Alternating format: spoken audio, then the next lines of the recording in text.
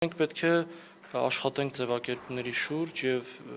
մենք ճիշտ աշխատենք եւ ճիշտ քննարկումներ անենք եւ մասնագիտական նաեւ քննարկումներ անենք, որովհետեւ սա նաեւ մասնագիտական մոտեցման հարց է եւ դրա արկայության դեպքում նաեւ հանրությանը դա ճիշտ ներկայացնելու ուղղությամբ աշխատենք։ Ադրբեջանի հետ, բայց Ադրբեջանը անընդհատ ասում է, մինչև սահմանադրություն չփոխեք, խաղաղության պայմանագիրը չի ստորագրվելու։ Այսպես հակասություն չեք տեսնում։ Դուք ասում եք, որևէ գործողություն, այսպես կապ չունենք Ադրբեջանի։ Ոչ, չեմ տեսնում, դրանք տարբեր գործընթացներ են, նշեցի, այդ գործընթացը ավելի վաղ է մեկնարկել, բայց դրան զուգահեռ, եթե զուգադիպում է այս կամ այն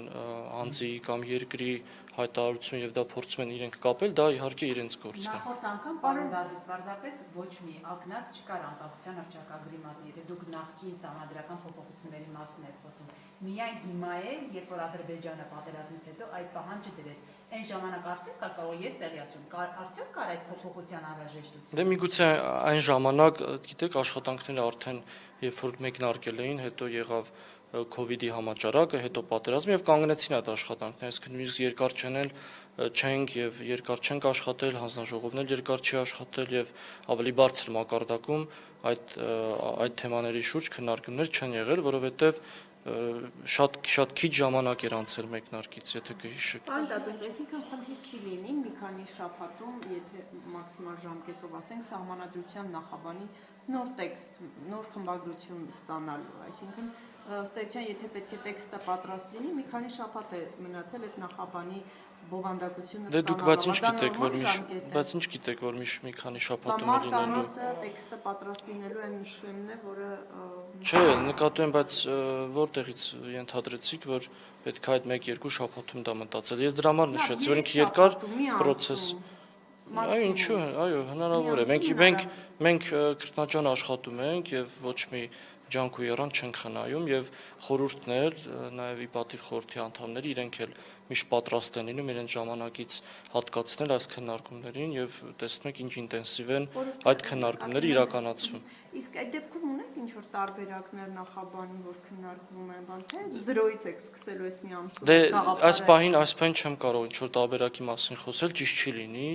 Դեռ քննարկումները կլինեն, երբ որ արդյունքը լինի անպայման հանրությունն էլ կտեսնի եւ մասնակից կդարձվի։ Այո։ Բայց ներսում կան պատկերացումներ, ինչ բովանդակություն։ Եկեք դա չմեկնաբանեմ հիմա։ Կա ժամկետ, երբ է վերջնական ներկայացվելու։ Սպասենք մարտ ամսվա ընթացքում, հա։ Օրը դժվարանամ հստակ ասել, բայց մարտ ամսվա ընթացքում ինչպես որ նախարարը խոստացել էր։ Պարոն Հացակարգային առումով դրանից հետո ինչ է լինելու։ Դե դրանից հետո նշեցի շարունակելու են քննարկումները, խորհուրդը չի լուծարվելու, մենք խորհրդի հետ կշարունակենք աշխատել, հանրության հետ պետք է շարունակենք աշխատել, մինչև այն պահը, երբ որ որոշում կայացվի, որ նախագիծը գնում է առաջ, հետո երկար process-ներ կան, այսինքն պետք է կառավարության կողմից ուղարկվի ազգային ժողովում քննարկումներ, հետո արդեն այո, եւ հետո արդեն հարակվեի հարցն է։ Որը լինելու է ընտրություններից հետո։ Այո։ Բայց այս տարի հաստատ ժամկետները միջամիտ չեն հանրակրվեի համար։ Այդ մասով կդժվարանա մեկնաբանել, եկեք տեսնենք ինչպես կլինի ընթացքը։ Պարոն Դադուց մեկ հարց, նայեք, Հայաստանի արտգործնախարարությունը որպես արտարդատության փոխնախարար եմ հարցնում, հաստատել է, որ ընտրությունների հետ կապված, առաջիկա ընտրությունների հետ կապված 20 հոգանոց այսպես խումբ են ուղարկելու Հայաստան, այսպես ասած, իրենց հավանաբար Ռուսաստանի դեմ հիբրիդային պատերազմ մղելու համար։ Հայաստանի իշխանությունը սովորաբար սիրում է ասել, որ ինքնիշխան են եւ այլն։ Այս դեպքում սա ընտրությունների միջամտության չի առաջացնում, ինչու են այսպես փորձում մեր ընտրություններին միջամտել, ինչ հիբրիդային պատերազմի մասին է խոսքը եւ ինչին պետք է այսպես այդ խումբը 20 հոգանոց բանանի ծառայի։ Բնականաբար միջամտության մասին խոսք չկա, խոսքը աջակցության մասին է եւ այդ աջակցությունը տեխնիկական էքսպերտային աջակցություն է, իրավական աջակցություն է, այսինքն մենք իհարկե հաշվի առնելով մեր ԵՄ գործընկերների լավագույն փորձը, որովհետև իրենք տարբեր այդ հարցերի վերաբերյալ լավ ինստիտուցիոնալ փորձ ունենք, մենք պատրաստ ենք այդ փորձը իրենցից վերցնել, իրենք էլ պատրաստ են այդ փորձով կիսվել եւ այդտեղ որևէ վատ կամ խնդրալուց բան ես չեմ տեսնում։ Իրենց փորձը միտված է որևէ տարածաշրջանում Ռուսաստանի դեմ աշխատել։ այդ փորձով են իրենք այստեղ։ Չէ, այդպես եկեք չմեկնաբանենք։ Եկեք այդպես չմեկնաբանենք, տեսեք, օրինակ կոռուպցիայի ներողություն, կենտրոնական տրական հանձնաժողովը, հա, սահմանադրական լիազորություն եւ մանդատ ունի ընտրությունների ընթացքում իրականացնելու վերահսկողություն, որպեսզի ուրեմն ընտրությունների օրինականությունը ապահովի եւ դա տարբեր դրսեւորումներ կարող է ունենալ, հա, օրինակ օրենքին հակասող, չգիտեմ, քարոզչության ձևերի իրականացումը կամ օրենքի շրջանցման որոշակի նվիրատվությունների իրականացումը, որոնք արգելված են օրենքով։ Հիմա եթե մենք փորձագիտական ներողություն, մենք փորձագիտական աջակցություն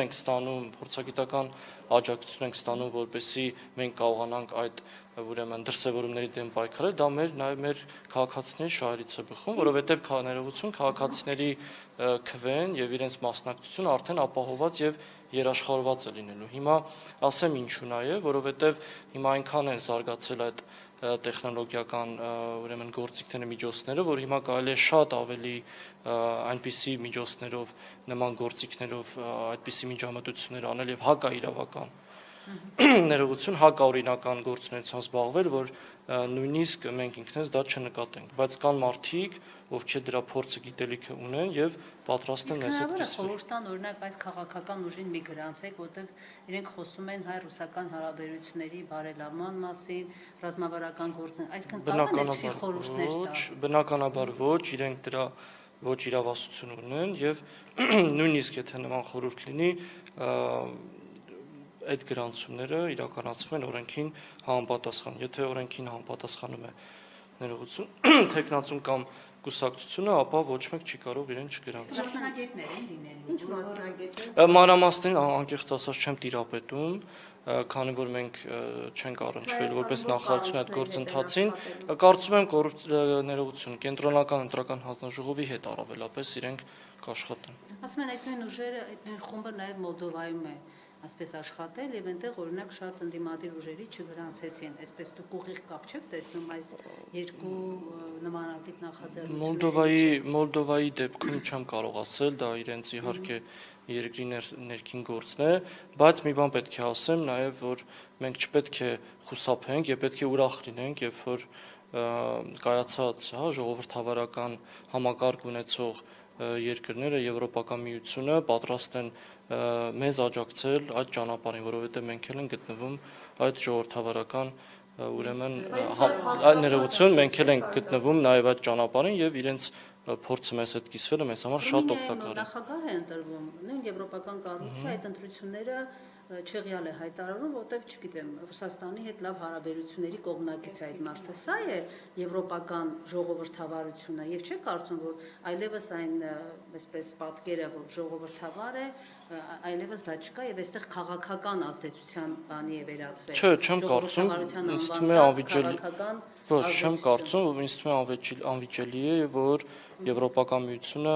ինքն է դրել եւ պահպանում է եւ վստահ եմ պահպանելու է այդ արժեքները եւ մենք էլ պետք է ուրախ լինենք, որ հնարավորություն ունենք այդ արժեքները, որ իրենք մեզ հետ կիսվում են եւ մենք էլ օգտվում ենք դրանից։ Պարոն Դադունց, իսկ այդ խումբի գործուղման որոշումը դեռ կայացված չի, չէ՞։ Այդ տեխնիկական դետալներին չեմ տիրապետում, այո, արտաքին գործերի նախարարությունը ավելի հստակ կիմանա։